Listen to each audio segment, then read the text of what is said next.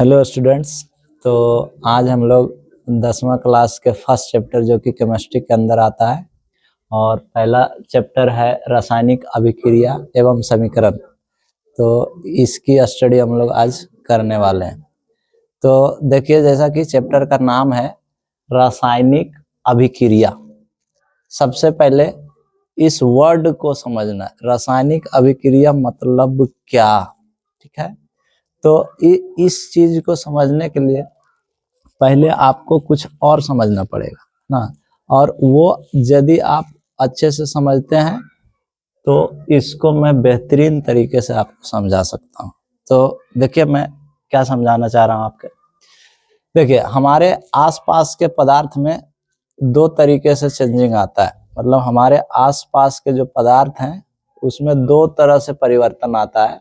पहला रासायनिक परिवर्तन और दूसरा भौतिक परिवर्तन। तो हम लोग को जो समझना है वो रासायनिक परिवर्तन समझना है, ताकि हम रासायनिक अभिक्रिया को एग्जैक्ट समझ पाए। तो मैं अब उधर समझाने की कोशिश करता हूं आपको। तो देखिए, पदार्थ में दो तरह से परिवर्तन आता है। एक तो भौतिक परिवर्तन आता है, भौतिक परिवर्तन, और एक रासायनिक परिवर्तन। रासायनिक परिवर्तन वैसे हमें अभी भौतिक परिवर्तन की जरूरत नहीं पड़ेगी, लेकिन फिर भी हम समझाते हैं कि भौतिक परिवर्तन क्या है।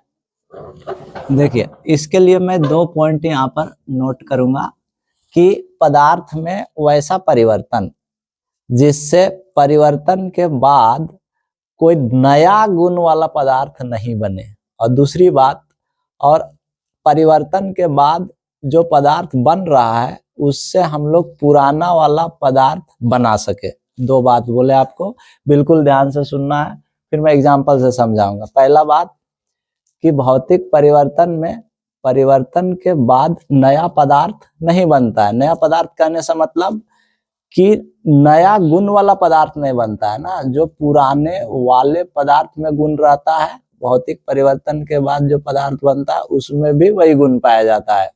और दूसरा बात ये बोल रहे हैं कि यदि भौतिक परिवर्तन हो गया पदार्थ में, तो बना हुआ पदार्थ से परिवर्तन के बाद जो पदार्थ बना है उससे हम लोग पुराना वाला पदार्थ बना सकते हैं। और इस बात को मैं आपको एग्जांपल से समझाता हूँ। देखिएगा यहाँ पर कि मेरे पास है वाटर, या फिर मैं लेता हूँ आइस, लेता हूँ आइस।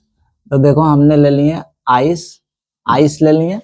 और आप लोग को भी पता है ये पदार्थ का कौन सा अवस्था है, ठोस अवस्था है, सॉलिड स्टेट है।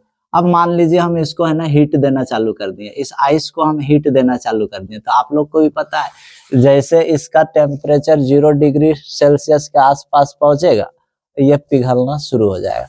तो पिघलने के बाद है ना, पिघलने के बाद ये बदल जाएगा किस में, वाटर में, पानी में बदल जाएगा। ठीक ना, ठीक है। तो अब देखिए मैं क्या समझाना चाह रहा हूँ। देखिए, ये आइस था, है ना, अपना, है ना, इसमें चेंजिंग आया कुछ, है ना, ये इसमें परिवर्तन आया कुछ। आइस था, इस परिवर्तन होकर के पानी बनाया। तो देखिए, चेंज हुआ, परिवर्तन हुआ, लेकिन कैसा परिवर्तन है वो देखिए आप। ठीक ना। तो देखिए, आइस भी पानी का एक रूप है, और पानी तो पानी है ही। छोड़िए, मैं थोड़ा सा कुछ और अच्छे तरीके से समझाता हूँ। मान लीजिए आप पानी को भी हीट देना शुरू किए, तो आपको भी पता है, अब इसको भी, पानी को भी हीट कर रहे हैं, तो क्या होगा, जैसे इसका टेम्परेचर 100 डिग्री सेल्सियस के आसपास पहुंचेगा, ये बदलना शुरू हो जाएगा किसमें, गैस में, वाटर वेपर में बदलना शुरू हो जाएगा। अब देखिए, मैं आपको समझा सकता हूँ बहुत अच्छे तरीके से कि भौतिक परिवर्तन क्या है। देखिए, ये अपना रूप बदलकर, ये चेंज होकर के पानी बनाया, पानी चेंज होकर के गैस बनाया। तो देखिए, चेंजिंग हो रहा है, बिल्कुल चेंजिंग हो रहा है। ठीक ना।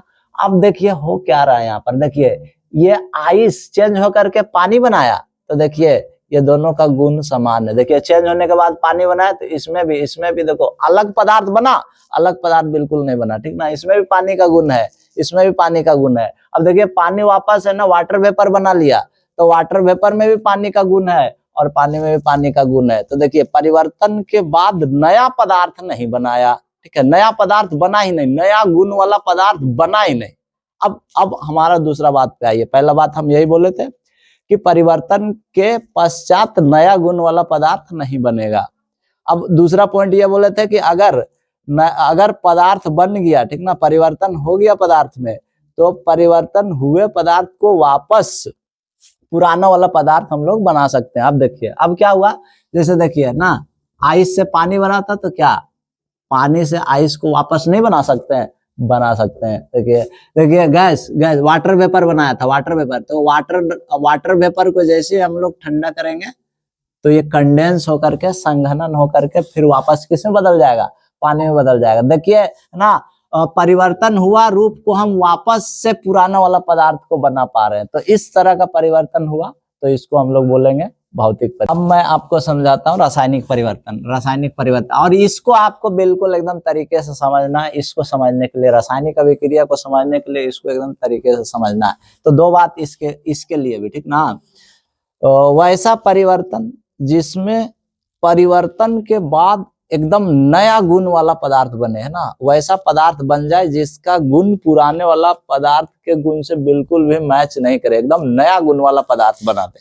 और दूसरी बात यह है कि अगर नया पदार्थ बन गया तो नया पदार्थ से फिर पुराना पदार्थ नहीं बनना चाहिए, ठीक ना। जो रासायनिक परिवर्तन अगर किसी पदार्थ में हो जाता है तो रासायनिक परिवर्तन के बाद जो पदार्थ बनता है तो उससे हम लोग पुराना वाला पदार्थ को प्राप्त नहीं कर पाते। अब देखिए एग्जांपल से समझाते हैं आपको। अब मान लीजिए मेरे पास मिल्क है ना, दूध है ना, और दूध से बन गया दही बन गया, कर्ड बन गया, ठीक है। तो आप बताइए, देखिए यहाँ पर हम लोग है ना, पहला पॉइंट बोले थे कि रासायनिक परिवर्तन में पदार्थ में है ना एकदम से नया गुण वाला पदार्थ बनता है। तो देखिए समझाते, देखिए मिल्क, इसका कुछ गुण अलग है, और देखिए दही, इसका कुछ गुण अलग है। एकदम से देखिए दही में एकदम से नया गुण आ जाएगा, इसमें खट्टापन पाया जाएगा, ठीक ना, अम्ल पाया जाएगा, जबकि यहाँ पर अम्ल का मात्रा नहीं है, ठीक है। तो देखिए परिवर्तन हुआ, देखिए मिल्क से दही बना, है ना, और दही बना तो एकदम से नया गुण वाला पदार्थ बनाया। तो ऐसा परिवर्तन होना चाहिए। और दूसरा बात आइए कि अगर परिवर्तन हो गया तो परिवर्तन हुआ पदार्थ से हम पहले वाला पदार्थ को प्राप्त नहीं कर सकते। तो क्या आप बताइए, देखिए मिल्क से दही बन गया, और दही को हम लोग फिर क्या वापस मिल्क में बदल सकते हैं? नहीं बदल सकते हैं। तो अगर इस तरह का परिवर्तन हुआ तो इसको हम लोग बोलेंगे रासायनिक परिवर्तन। अब समझिए इस बात को अब समझिए। जहां पे रासायनिक परिवर्तन हो रहा है, जहां पर पदार्थ में रासायनिक परिवर्तन हो रहा है, वहां होगा रासायनिक अभिक्रिया। फिर वापस से बोल रहे हैं, सुनिए कि मान लीजिए कोई पदार्थ में रासायनिक परिवर्तन हुआ, तो रासायनिक परिवर्तन के बाद उसमें वो एकदम से नया वाला पदार्थ बना लिया, ठीक ना। तो जिस प्रोसेस से, जिस प्रक्रिया से वो नया वाला पदार्थ बनाया, उस प्रक्रिया को हम लोग बोल रहे हैं रासायनिक अभिक्रिया।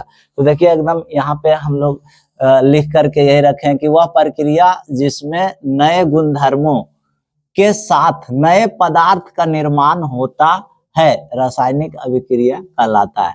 तो वही बात लिखा गया जो मैं आपको बताया हूँ।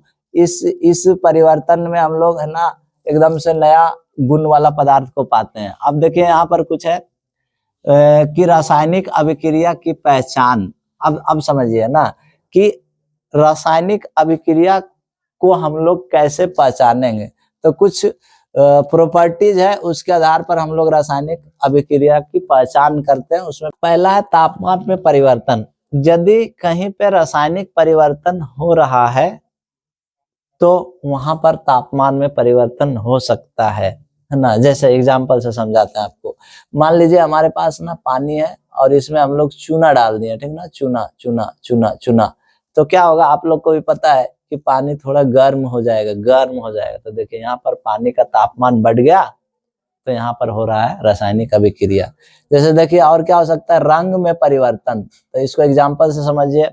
मान लीजिए हम लोग कोई लोहे की वस्तु खरीद करके लाते हैं, तो जब लाते हैं, जब वो न्यू होता है तब उसका कलर कुछ और होता है, लेकिन जब वो पानी और ऑक्सीजन के साथ अभिक्रिया करता है तब उसका कलर है ना चेंज होकर के भूरा हो जाता है। तो देखिए यहाँ पर क्या हुआ, देखिए रासायनिक अभिक्रिया हुआ जिसके वजह से उसका कलर में क्या आया, चेंजिंग आया। अब देखिए तीसरा गैस का निकास या उत्सर्जन, ठीक ना। तो अगर कहीं पर रासायनिक परिवर्तन हो रहा है तो वहां से गैस का भी निष्कासन हो सकता है। जैसे एग्जाम्पल जैसे मान लीजिए हम लोग पास मान लीजिए कि एसिड है, अम्ल है, अब इसमें मान लीजिए कोई धातु का टुकड़ा डाल रहे हैं, तो क्या होगा कि इससे ना बुलबुले निकलना चालू हो जाएंगे, गैस के बुलबुले निकलना चालू हो जाएंगे, है ना। वो गैस जो होता है ना वो हाइड्रोजन गैस होता है।